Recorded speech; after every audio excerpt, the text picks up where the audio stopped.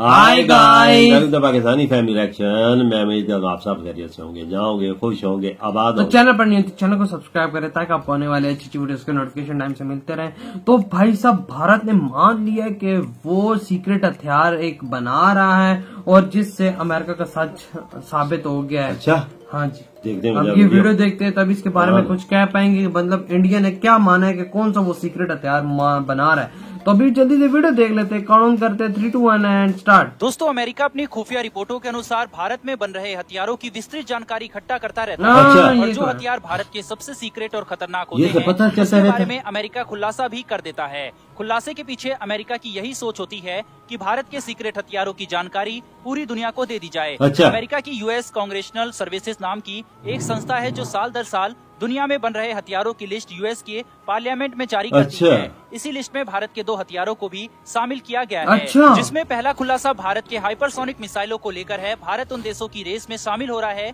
जो हाइपरसोनिक मिसाइलों का निर्माण कर रहे हैं। अच्छा। अभी फिलहाल हाइपरसोनिक मिसाइलों का निर्माण करने वाले देशों की लिस्ट गिनी चुनी है। इसके अलावा इसी संस्था के द्वारा भारत के डायरेक्ट एनर्जी सोर्स को लेकर भी खुलासा किया गया था। डायरेक्ट एनर्जी सोर्सों को लेजर वेपन के तौर पर देखा जाता है। लेजर वेपन एक ऐसे हथियार होते हैं जिनका एक बार निर्माण कर लिया गया तो ये कभी खत्म नहीं होते। ये उन चुनिंदा हथियारों में शामिल हैं जो आने वाले साल में सबसे ज्यादा उपयोग किया जाने वाला है। वहीं आपको बता दें कि भारत के डिफेंस मंत्रालय ने इन लेजर वेपन को मैक 1 कैटेगरी में रखा है। अच्छा। इनमें कुल 18 वेपन शामिल है, जिसमें नेवल गन, लाइट टैंक और डायरेक्ट एनर्जी के अलावा और भी कई प्रकार के हथियार बनाए जा रहे हैं। भारत में बताया जा रहा है कि जिस लेजर वेपन का निर्माण किया जा रहा है उसकी कैपेसिटी 300 किलोवाट की होने वाली है। अच्छा। दुनिया में अभी तक हाई कैपेसिटी वाले लेजर वेपन का निर्माण किसी भी देश के द्वारा नहीं किया गया है। अमेरिका ने अपने नेवी के लिए लेजर वेपन का निर्माण पहले ही कर चुका है। अच्छा। लेकिन यह केवल 100 किलोवाट का ही है। यानी कि अगर भारत 300 किलोवाट के लेजर वेपन का निर्माण कर लेता है तो भारत को डायरेक्ट एनर्जी सोर्स का सुपर पावर बनने से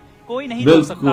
वहीं अगर लेजर वेपन के इफेक्ट की बात करें तो ये इफेक्टिव के साथ साथ कॉस्ट इफेक्टिव भी है, क्योंकि अब होने वाले युद्ध की तरकीब में भी लगातार बदलाव हो रहा है। मिसाइलों से ज्यादा ड्रोन से अटैक किया जा रहा है और ड्रोन को टारगेट करने के लिए हर बार किसी महंगी मिसाइल से तो टारगेट नहीं किया जा सकता। तो लिहाजा अब इन्हीं एनर्जी सोर्स के जरिए ड्रोन और फाइटर जेट को आसानी से तबाह किया जा सकेगा। वहीं आपको बता दें कि जब इजराइल और हमास एक दूसरे के ऊपर अटैक शुरू किया था तब हमास की ओर से इजराइल के ऊपर 4000 से ज्यादा रॉकेट दागे गए थे। रॉकेट को काउंटर करने के लिए इजराइल ने अपने ताकतवर मिसाइल डिफेंस सिस्टम आयरन डोम का इस्तेमाल किया था और इस आयरन डोम से एक रॉकेट को टारगेट करने के लिए 2 मिसाइलों को दागा गया था। आपको बता दें कि हमास की ओर से जिन रॉकेट को इजराइल पर टारगेट किया गया था यह रॉकेट कॉस्ट में बहुत कम थी, यह तकरीबन $100 के आसपास की थी। वहीं दूसरी ओर इजराइल ने जिन मिसाइलों को उपयोग किया था इनको रोकने के लिए उनकी कीमत हमास के एक रॉकेट से लगभग 15 से 20 गुना अधिक थी। यानी कि इजराइल ने हमास के 4000 से अधिक रॉकेट को टारगेट करने के लिए कम से कम 8000 मिसाइल दागी होगी।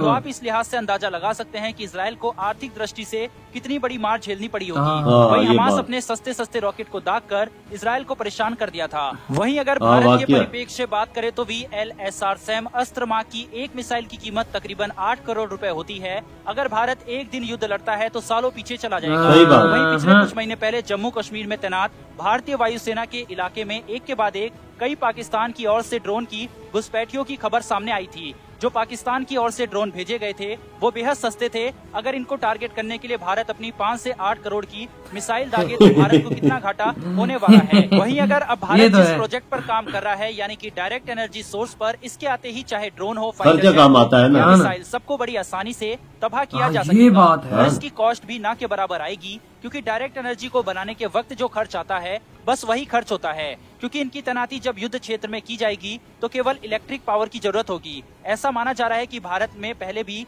इस तरीके के हथियारों का निर्माण किया जा चुका है। यहाँ तक कि पाकिस्तान भारत के एनर्जी सोर्स की मार भी झेल चुका है। पाकिस्तान ने दुनिया के सामने खुलासा किया था कि भारत ने उसके 100 से ज्यादा जवानों के ऊपर लेजर से अटैक किया था।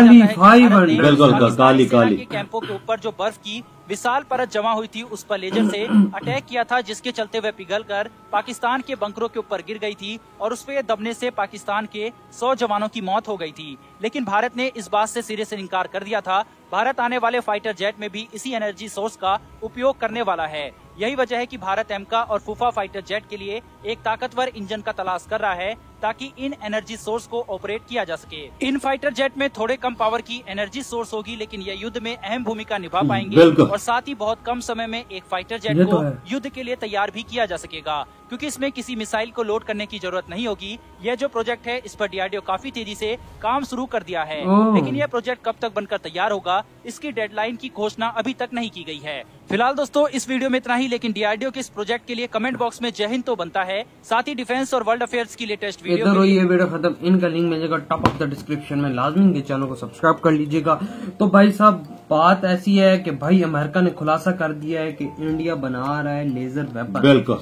और वो इंडिया का 300 वाला है और इंडिया अमेरिका पास 100 वाला है। अगर ये इंडिया बना लेता है तो वर्ल्ड का पहला सुपर पावर होगा इस चीज में। हाँ कि मतलब इस चीज में इसने सबसे ज्यादा पावर हासिल की। बिल्कुल। मिसाइलों का जो सिस्टम है ना, मिसाइलों पे बहुत खर्चा आता है और ये टेक्नोलॉजी इतनी सस्ती है कि इस पे इतना खर्चा, और ये बार बार इस्तेमाल भी होता है और इसे तबाही हो जाती है। अब देखो ना, अब वहाँ से ड्रोन आता है, कुछ हल्की सी मिसाइल आती है, 8 करोड़ 10 करोड़ की मिसाइल इंडिया का मिसाइल एक मारता है ये ड्रोन को मारने के लिए। ड्रोन ना हो, करोड़ रुपए का भी ना हो, तो फिर वही बात है कि ना ये फिर चीज सस्ती है ना। ये चीज बहुत सही इंडिया का है। और भाई मुझे ये समझ आती है अमेरिका ने कैसे पता नहीं जान लिया कि इंडिया ये बना रहा है, फिर इंडिया ने भी बोला हाँ चलो बना रहे, अब क्या करें। लेकिन ये इंडिया के पास बहुत ही बड़ी टेक्नोलॉजी वाला काली भी पड़ा हुआ है। पता नहीं इंडिया ने दुनिया के आगे उसको क्यों नहीं शो किया। अगर इस टाइम दुनिया के आगे अगर काली इंडिया शो कर दे तो इंडिया ऑलरेडी इस चीज के अंदर सुपर पावर है। बिल्कुल इस टेक्नोलॉजी पाकिस्तान पे आजमाया भी गया था, किसी को पता नहीं चला था। पाकिस्तान ने बोला था ना हमारे मतलब 100 सोल्जर्स को बर्फ आ गई, वो हमें तो नहीं आई। यही इस्तेमाल हुई। वो कह रहे थे, लेकिन इंडिया ने मना कर दिया था कि भाई इनकार कर दिया था कि हाँ हमने ये चीज कैसी टेक्नोलॉजी। देखो ना इंडिया अब 300 रेंज वाला बना रहा है, मतलब कि 300 मेगावाट वाला। हाँ, और वो मतलब कि आराम से ड्रोन को हिट कर सकता है, मिसाइलों को भी मार सकता है और जहाजों को भी मार सकता है। भी सस्ता, खर्चा भी कोई नहीं है। एग्जैक्टली। मिसाइल बहुत महंगे हैं। देखे ना वो इसराइल के पास, जो इसराइल ने हमास ने हमला किया था, जो उन्होंने कह रहे $100 के रॉकेट मारे हैं उन्होंने, और इन्होंने हाँ उसके पास नहीं थी ना ये चीज, तो उसके पास ये चीज नहीं थी। लेकिन फिर जो उनके पास था उन्होंने फिर फायर किया। नुकसान तो उनको बहुत हुआ। फिर मतलब कि 4000 रॉकेट 8000 हमारे वाले ऐसा करते थे ना, इकट्ठे 200 300 छोड़ देते थे।